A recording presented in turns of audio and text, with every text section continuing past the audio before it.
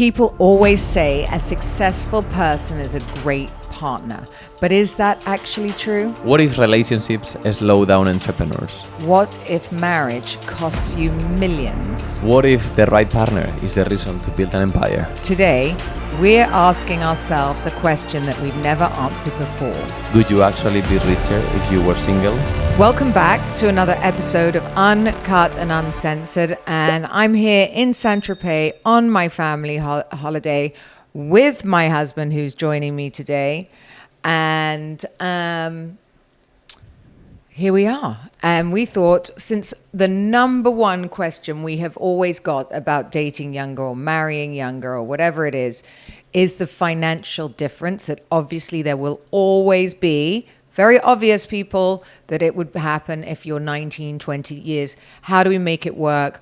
And would we be richer if we were single? I mean, this applies for all age groups, by the way. That's the big question. Do you think you'd be richer on your own without me? 100%. Do you? No. No. I'm joking. No, I really believe when you find the right partner, together, you can really build an empire. And obviously a lot of people, and actually younger men that I know on their 30s, closer to 40s, they are always like, oh my God, I don't want to have a family, I don't want to have kids, I don't want to have a wife, because they will literally take all my money. But I really believe if you find the right partner, it will multiply exponential and much faster. I mean, it's that age-old saying, isn't it? Happy wife, happy life. I think there's two different ways of looking at it. One, the traditional way that the man does everything and he's the provider. Mm-hmm. And I think that's, what we as a society have been taught. To be a successful man, it means the wife needs to be seen, to be at home. And actually, we went out for dinner last night, so I really want to make this point, with someone that, old friends of mine, and they were telling us about a divorce after 33 years. And the wife right now doesn't know if she's coming or going, or even has a home, when they had a very big life. And that is one of the key deciding, spurring me on factors that I will never have a man that just takes care of me, that I lose control of being able to take care of myself. Actually, I take care of you in many other different ways. And actually, it's very interesting because I think people and society thinks that looking after your wife or taking care of your wife, it means only in the financial level. But it could be applied to so many other different levels. And actually, I believe that for the financial, level to work, the wife should be happy in the other sides around it, which it could be emotionally, it could be just, lifestyle-wise, she just have to be happy. And, men nowadays, I believe they take care of their wives in many other different ways, not just financially. I think we were forced to look at this because of the age difference. Because there was such a giant age gap, and I had a ready-built family with, a big house, children already, lots of built-in moving financial responsibilities, and he came as a single person. Obviously, there was a conversation that had to be had where I think couples that are the same age and maybe don't, meet, don't have those conversations that we were forced to have. 100%. And actually, that's a very big truth. I believe if I could have met a girl with my age, that we are looking at building a life together, we will never have the balls to talk about where both of us are in life, how much money we have, and who is going to do who in relationships. And I think because I got to know someone much older, much more established than me, we had those conversations early stage in the relationships. And it was one of the biggest and key things that why we make it work. Because I was very straightforward with Caroline. I told her exactly how much I had, but, I told her that I was willing to work and I was going to make it no matter what. And she saw that discipline and that fire on me. And, she told me exactly where she was in life. And we said, okay, let's combine it all together and let's make it work. And that's how we build everything that we built so far. So you know, had I been or continued to be single, I mean, would I be single? I don't know. Would I be in a very, probably not now. No, darling, I'm quite a catch, apparently. A catch? I'm kidding. Actually, So, I have to say, Caroline, literally, I mean, all the men go crazy for Caroline. I don't understand. And I because, by the way, ladies, think... Because of me. well, no. Yes, too. I made you the little hot thing. No, it's also for this exact reason. Because they can see I don't need them. Yeah. Right? There's nothing more attractive than a woman that comes on her own terms, not one that's sitting at home waiting for a Birkin bag to be delivered. Well, actually, there's nothing more attractive for majority of the men, but a lot of successful men, they don't want that because they want a little puppy running around massaging them every time he has a meeting. But a lot of men, they actually like, you know, the fire woman, but it's not for everybody. So when we got in, again, we made this very, very different decision, I suppose, which was I'm going to take all his money and combine it. Wait, what? And I think that is an age gap relationship thing because I don't think an older man would have gone for that. No. I mean, I think what we did is basically I was like, look, it goes with who I am. I never really care about money. I don't, you know, particularly spend money. I don't know. I look forward to getting things done, but not for the main purpose of having money and wanted to spend it. For me, it's just much more than that. It's just really about the journey, about, much more meaningful things. And Caroline is very much like myself, but also she likes things. And I feel like if you work really hard, you need to reward yourself or you're just paying bills. And I've been in that situation where I just ended up paying everybody's bills and nothing for myself. And that I lost my mojo in wanting things. Shiny things are what have always, Caroline loves that, to be honest. And for me, it's just, I don't know, even the hotel in Bali. I don't even love it. I need it. I actually need it. What do you need? You need to spend money in like all the Birkins? I believe to spend money to make money. I've always sort of been able to do that and turn it into something and to look a certain way. For a woman to, put herself out there a certain way, it is what attracts other. If I looked a complete mess, none of our retreats would work. If people didn't want our home, how would you see me as a tastemaker? No, 100%. If my house looked like shit, if you didn't see all my little puppies and the, going to swimming lessons and my Bentley and the lifestyle I've built, why would you take advice from a woman like that can't even, upkeep 100%. herself? But I understood it's really all about priorities in life. For example, Caroline would love to spend money and buy a Birkin every single week. No, I'm not that bad anymore. But you're getting close to there. But for me, for example, I will never spend money on that, but I will spend money on experiences or maybe getting a new car and different things. So it's really all priorities in life.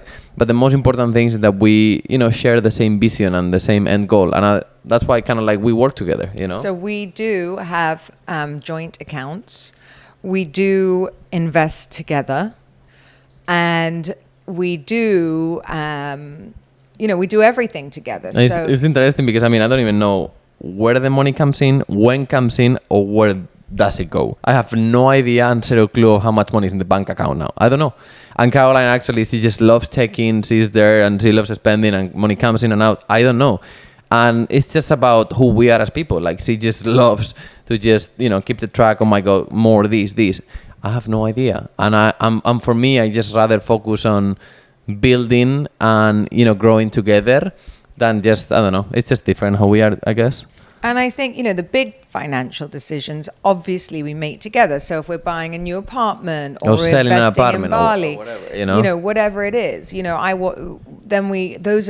those are discussions. Well, no, some of them, to be honest, because when I was traveling, my wife decided to sell one of my biggest and more emotional assets that I had, which was my Porsche. If I hadn't have sold it while he was gone, it would still be in our living room, which was my Porsche 911. Oh my God, the hate. I've been on reality TV for 13 years. I've never had so much hate. Obviously. Everybody knows that you don't touch one thing in men's life, which is cars. That's just very emotional. It's like me, for example, just getting into the Caroline's closet and just destroying the bags. You don't do that. But we're going, I think this is the conversation you need to have with an entrepreneur, right? If an entrepreneurial family. If you are going to be an entrepreneurial family, you need to split the jobs. There is no point both of you micromanaging the same things. 100%. So it's very important you don't stand on each other's toes. And Caroline, I think we are very good at doing that because, I don't want to do what you do. Of course. I really look up to her in many ways, and she really teach me the power of, growing together and delegating. And I think it's extremely important. He's learning to delegate. She really knows what I do best, and I know what she does best, and we take advice from each other. But I do think before you go into this, right, it is definitely a lifestyle that you have to have, because when you go to work, obviously at the end of each month, and I understand that you know you're getting a salary. We do not know we're getting a salary. And you don't we don't have a salary. How about that? Yeah, you don't really go to work, to be honest, No. because your lifestyle is literally your work day. Every single day is a work day. We don't understand what you mean by work-life balance, because work is our life, Exactly. and we've worked it into our life. So for us, we'll just go to bed. We'll be in south of France right now, but we're working. Hello, Yeah, we're we're working. here. And then we pop in now to town, but we come back and we keep working. So it's just really part of our lifestyle. And I think that's the beauty. If you are built for that, it is incredibly rewarding and incredible, feeling the freedom that gives you. And if you want that, so many of you reach out and they go, oh, what do they do all day? Look, all they do is holiday. That's not true. Like, we are constantly working. It depends how you want to look at it. Yeah, it's really all about combining, your lifestyle with your work. And I mean, it's just like a very true what people say. When you find your passion and you integrate it with your lifestyle, you will never work a single day in your life. But I think the most important thing is to understand that you will have income instability, right? And that can cause a lot of stress on a couple, as can many other things. And I would say the great thing is now my children are growing up. I don't have them under my feet. He doesn't have kids. We don't have kids. So we don't have the pressure of everyday things that maybe, obviously we have mortgages to pay, we have houses, we have businesses to run. And sometimes you do go, we have better months than others, right? And then you have to think long term, but that's just a strategy. And all that happens is if we suddenly have a very hairy month, we hold on. Well, look, the war's just happened. Our Airbnbs are, we're hanging on by a thread. Let's face it, along with everyone else, and that's a very good lesson. Yeah, of course. I mean, look, we understood as an entrepreneur, you cannot put all your eggs in one basket. We try to diversify as much as we can.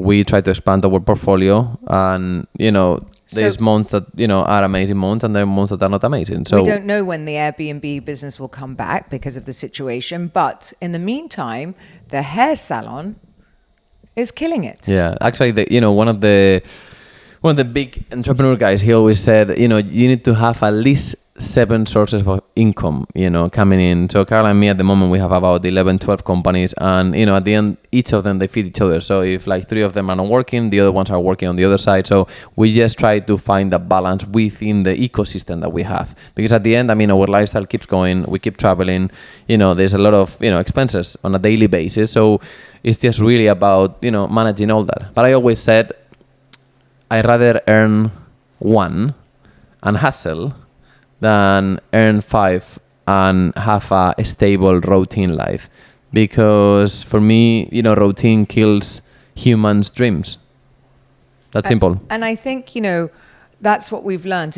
Nobody said on their deathbed we should have done less or experienced less. And I think the old way we have been conditioned, okay, this is absolutely the truth, is to save money all the way through your younger years so that you can live well for your older years. And I've suddenly realized that's absolute codswallop. Codswallop. It drives me nuts.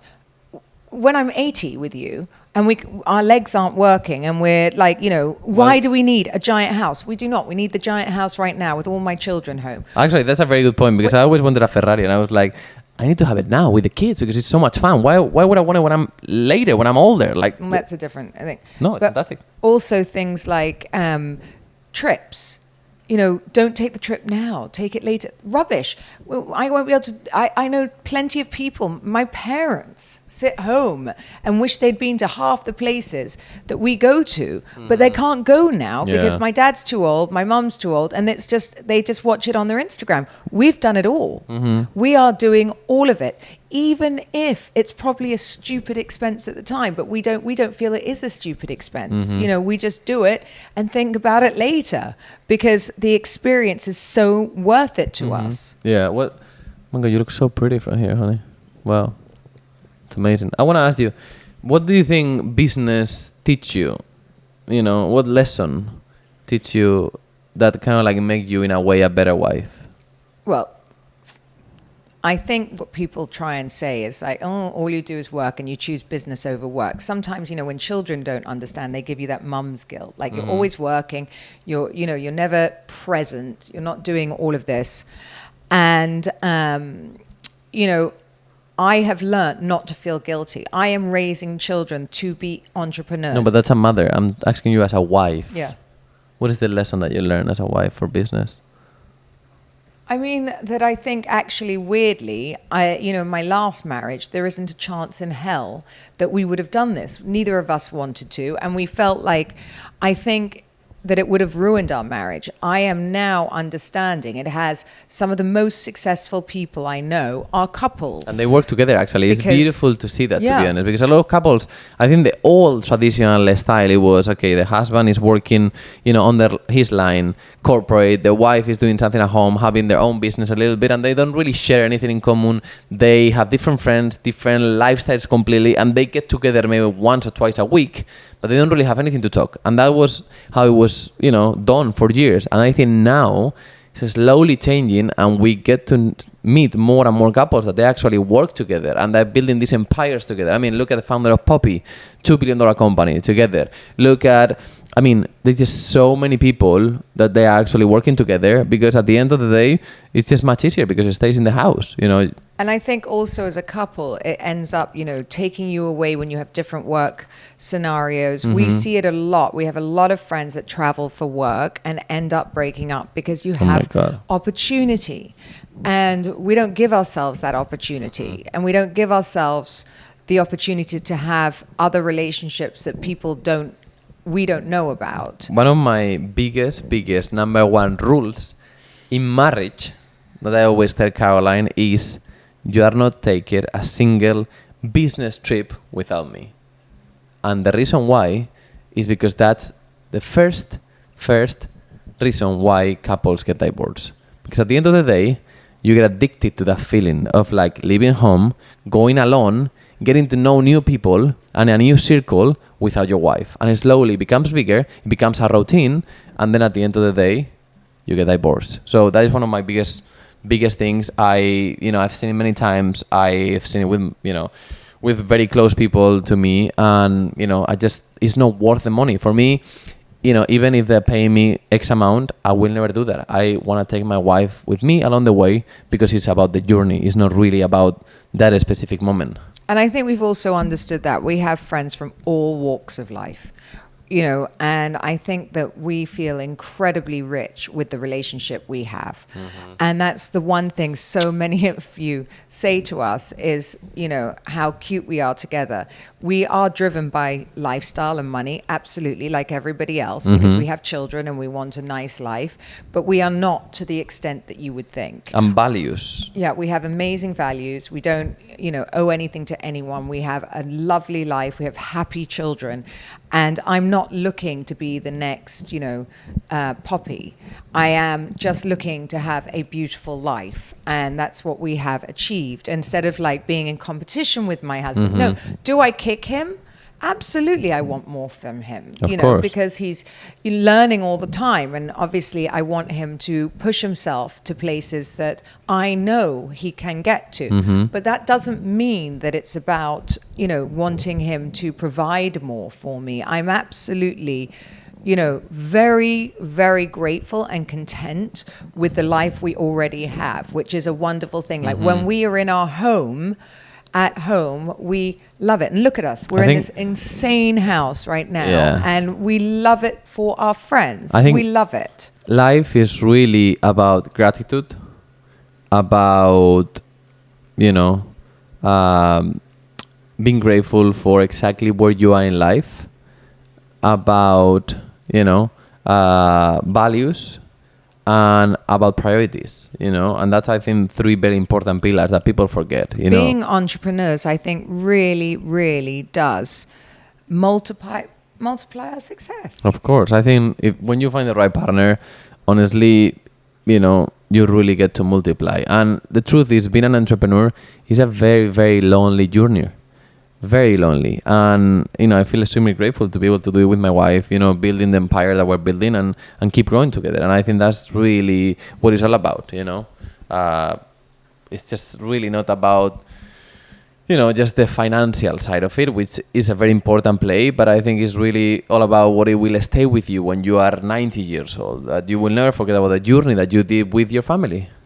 I mean, I think the most important thing to get across is that, as entrepreneurs, we push each other. As entrepreneurs, we want the best for each other. We're very tough on each other.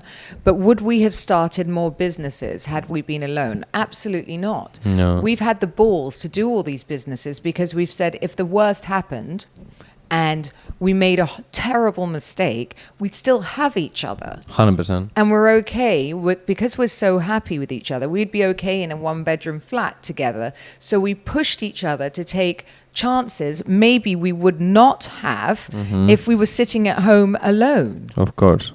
100%. Honey, do you think entrepreneurs, they need relationships or because I mean, a lot of people, they always say, if you're an entrepreneur and you are on the process of building something, that's your full-time job. You cannot really, create time for having babies, for, your wife. So you think it's really a solo journey, or you think it's really about like the family? What do you think? I think the most successful entrepreneurs have a great home life.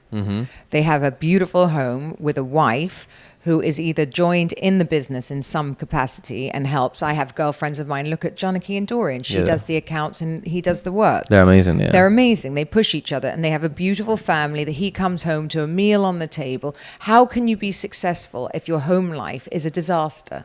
Okay, so you think to build a billion... And even though we work like, crazy, who runs the house? Yeah, Caroline. Me. And there's fresh flowers every week, food on the table, your bed is made, and how happy are you in your home? Yeah, I'm very happy. Yeah. So you think to build actually the $1 billion kind of like empire, you could be single, but you are much more productive and happy if you are with a family? Much more productive and happy. I mean, Poppy's a prime example. She was pregnant and the husband joined her and they made it from home and it's wonderful. Do I want to be as big as that? It comes with a whole load of new responsibility, I'm sure they have, and pressure.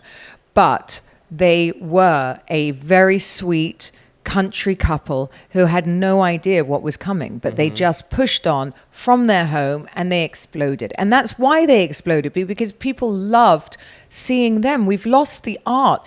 You either have couples like us, or you have like frat boys who think, exchanging girlfriends daily is a show of success. I can have any woman I want and they're disposable. That's the old school gross way of living. Now we have become such a beacon for people because they are seeing that a good relationship builds you. No, 100% agree. I mean, that's just, for me, you are much more productive and more happy because you have a safe and happy place where you can go back always. But the truth is, entrepreneurial is just really a lonely journey, and you travel the world, you're always on the go, and if you find someone who can join your train, 100% do it, because there's nothing more beautiful than building something meaningful together with the person that you love and taking risks together. So it's a calculated risk, right? So, wherever we do it, like the land, let's discuss Bali, okay? You came home. Bali wasn't my dream then. You came home saying, I'm buying the land. And what was my reaction? My reaction was, we're buying so many properties in Dubai. Why on earth would I go to somewhere, I've been twice and it's 8 hours from where we live. And then now, for example, Now I'm eating my words. The market, it is so strong. There's just so many people moving there. A lot of people from Dubai. And, at the end of the day, I think you have to support each other. Even with the hair salon, I didn't even know what Caroline was doing, and to be honest. And all of a sudden, we have a hair salon, is extremely successful, and we're going to duplicate the model. So I think it's really about trusting each other, seeing the vision, and being behind, your partner. Even if you don't sometimes see the vision. I didn't completely see the vision. I'm sure you haven't at different space. But then it starts to work. Then instead of just, then you get on it and you go, oh, wow. And being able to say, well done. But it doesn't matter, to be honest, if let's say, if fell apart along the way. Because that means that you are, you are with your partner and you're a human. And then, everybody has dreams. And I think it's a beautiful thing that you support your wife or husband, in whatever they do. Because a lot of couples, they don't really... they stick to what they're doing, but there's a lot of ideas that sometimes the wives come back to the husband completely shut it down straight away. Oh. And I think it's wrong completely. What's the biggest financial lesson you've learned from being with me? Ooh, I can think about it already. That's amazing.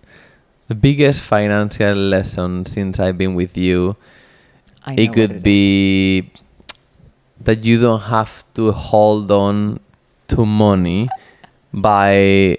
holding on to money, basically. Basically, you've got to spend money to make money. I taught you that. Okay, yeah, it's very interesting because, I guess Caroline is much older. She built a company. Stop with the much older. It's true. She built a company with like 87 female employees, turning over huge amounts of money. And I think when you had that experience, you realize that, you need to Sergio thinks he can do every job in the business on his own. You need to spend money to actually multiply your money. And a lot of people, they focus on keeping the money in the bank or just sticking and then just holding on to kind of like, okay, if I save... That's the biggest founder's rule, by the way. I gave him a book because he didn't take it from me. The biggest founder's rule is, if you hold on, you choke the business. Yeah. Basically, some people think, okay, I make, this month 10 grand, I'm going to keep it in the bank because the next month is going to be 20 grand. But in reality, if you take those 10 grand and then you spend 6 of them in marketing, that 10 grand the next month, instead of 10, it will be 25. So it is just like the principle of like understanding when money comes in, focus on see how you can, instead of making the same amount, make double amount, spending 10 or 30% of it. And that's just the biggest thing, I understood with Caroline. But also, it's very interesting because Caroline really, she's the queen of visualizing and manifesting in a way, because if we make 10, let's say, Caroline will spend 7 on something, and then all of a sudden the next month there is double that. And I'm like, how is that possible? And for me, always my mentality was always the opposite. It was like, okay, I keep 10, I'm going to keep the 10. But, literally, Caroline, we are about, let me give you an example. We're about to fly, okay? We're going to Paris, and we are, having a very expensive trip. Caroline will arrive to the airport in Chanel and spend $4,000 on a jacket. You can't buy a jacket for $4,000. They're 11, but okay, continue. Okay. A t-shirt. So I remember it was $4,000. And I'm looking at her, I'm like, this woman lost her mind. What is she doing? We haven't even started the trip, and we're already negative 4,000. And she's happily running around the airport with a new jacket, like sweater or t-shirt. And I'm looking at her, I'm like, oh my God, what a completely waste. She's absolutely crazy. We get to Paris. All of a sudden, like after 3 hours of landing, a new client comes in that already, I don't know, it was like I think 15 or 16 grand. And I'm like, how is this even possible? Like, she spent 4 grand, but mentally is the law of attraction of really not holding on to the money, how the money comes back to you multiplied by 2. And that's really Caroline. Like, she does it all the time. And I'm fascinated about it. I don't know how she does it, but, it's just, she has this capability of not getting attached to the money, because a lot of people, they get attached to that, to the amount of money that they generate. But Caroline is really all about transaction. It's just paper that comes in and out. And that's the beauty about, I don't know, what she teach me, that if I like something, I'm gonna buy it, and then I'm trying. Everything I buy him, he takes it back. It no, drives I don't me take nuts. it back. You do. I just don't need anything. I have about like 70 shirts. Like it's just I don't You have. look homeless, and I look like I've got off the runway of Chanel. Maybe today. Do I look Chanel. homeless today? No, you look nice. But let me tell you, for example, these pants are like Ralph Lauren. Okay, I got it in like an outlet store because I just how I am. Chanel. Okay, Vintage. and I love this one. So I'm carrying probably maybe, I don't know, like let's say 200 euros. Caroline is carrying around 8,000 euros. Well, no, let me just tell you. That's like literally around 30,000. So No more. That one is. okay, perfect. One So bracelet 50,000 is euros compared more. to more than One 50,000. bracelet. That one is 40. Oh my god, I'm having a panic attack right now. Okay, fantastic. So she's running around Saint-Tropez with Please about don't mug me. yeah, she's running around Saint-Tropez with like 90,000 euros in total with her, and I'm running around with literally I don't even know like all outlet discounted. €1. Yeah. So this is who we are as people. I don't need to spend money, but it's just who she is, and she will keep spending and. Because she knows it's coming back somehow. But it's a very interesting lesson to learn that as an entrepreneur, you need to know that if you spend, you're going to get that back multiplied by 2. And it always happens. Spend money to make money. And, that's why I say even relationship, you can't hold on by holding on. And that applies to relationships, love relationships, career, and money. In fact, it just write that down. I came up with that. Write that down. It applies to every relationship in your life. You cannot hold on by holding on. And, to be successful, need to feel successful. The way I equate my success is carrying my new bags, the things that I like, having my hair done, feeling wonderful. In whatever capacity you are able to do it, by the way. I always say, no matter how much money you have, try and take a little bit for yourself, even if it's to get your nails done. Because ladies, that changes your mood. That's when you see yourself be able to get your nails done. And then the next time you can get your hair done. And then the next time you can buy a bag. And even it's all, honestly, a Mental. mindset game. It's all mental. Even just popping into a dealership where you at that moment you cannot afford that car, but it's about really seeing and visualizing. I used to do it all the time because I knew it was going to happen. So you just need to see it. Or even, for example, instead of drinking, a €1 espresso, just go to the most expensive hotel in town, sit down, get a get a $25 coffee, and then just visualize it and see it and feel it's really, really, really important. And we've done it our entire life, and it's just a mindset game completely. And that's really, our environment affects us so much. And I think that's what's allowed us to take bigger and bigger risks. They are risks, but they're not really risks. At the end of the day, Bali, okay, what would have happened if we didn't raise the money and all of these things happened? Well, we own the asset. The apartments, we own the asset. We can touch it. We can feel it.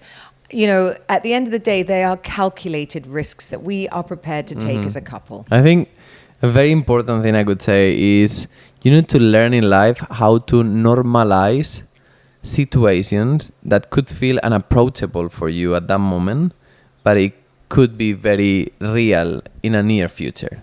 And you can apply to that to anywhere and anything. It could be with, with just pure lifestyle, with things, with, just like unreachable things, just make them feel normal to you. Because, honestly, a 100-meter yacht, it is approachable for everybody. It's just really in your mind how, can you get there? And I think one last thing really is if your husband or wife makes a mistake and it doesn't go right, that was a risk you decided to take together. If you did it behind your back, that's one thing. Forget about that. I've seen couples do that, and it's terrible when the rug gets pulled from out under you without you knowing. Yeah. But if we take a risk that we have agreed on, and it doesn't go right, we support each other wholeheartedly. There is no "I told you so." There is no "What the fuck have you done?" There is no "You've ruined my life." And because actually, it happened to us before. Yeah, it happened to us before. And honestly, you just have to be, on it together. And I think that's the biggest thing. Like, just forget about the minimal things. Just move forward. You cannot hold it over somebody. And that is the power of being entrepreneurs together, right? each one, it's like you die, I die. We go together, and that's it. And you have to support each other. Even if you don't agree with it and agree with something, you can't go to your friends and berate your husband. He did this. No, you did it together. You're two grown-up ass men, women. Oh my God, couples. Oh my God. You know, what is your, just to finalize a little bit, what is the best advice just to kind of like tell people that they are on the journey, you know, with a partner, building something? Like, is there anything that you want to tell them? Go into this, divide your job titles, make sure that you give each other space. What do I say? See, my husband, because of the being so young, he brings me every single step because he wants my approval. And what did I say to you last time? Go on, fuck yourself. No, well, that too. Don't bring it till it's all done, and I will see the overview. So stay in your lane, both of you. Don't get involved. Don't micromanage each other. Don't blame each other. If you take a decision, you take it together and say, you know, and you go on that journey together. All right. I think that was fantastic. Yeah, I would say the same. Really, you know, don't put way too much pressure on your partner. Understand that you are both in the journey and that you share the same end goal. And, you know, your win is my win. Exactly. My win is his win. Don't compete. You know, just try to help each other and understand that balance, because that balance is what really is going to make you grow together. And don't take your work to bed. I do try and make him literally put down the computer. And like every time he shows me something, he can work. But if I don't want to, he's got to shut the computer. I'm not interested. I don't want to talk about it. But what happens if you actually leave in bed? Because you spend about like 60% of your time in bed. So how is that possible? My bed is my office. That's all. So come over. I make appointments. Anybody wants a meeting in the bed, we are there. That doesn't sound right. Yeah, that's terrible. Thank you for listening to another episode of Uncut and Uncensored with Caroline Stanbury and her very passionate husband. Yours. I said, yeah, her. Yeah, me. That's me. Yeah, Sergio Carrallo. Thank you, guys. Don't forget to subscribe. Yes, love you.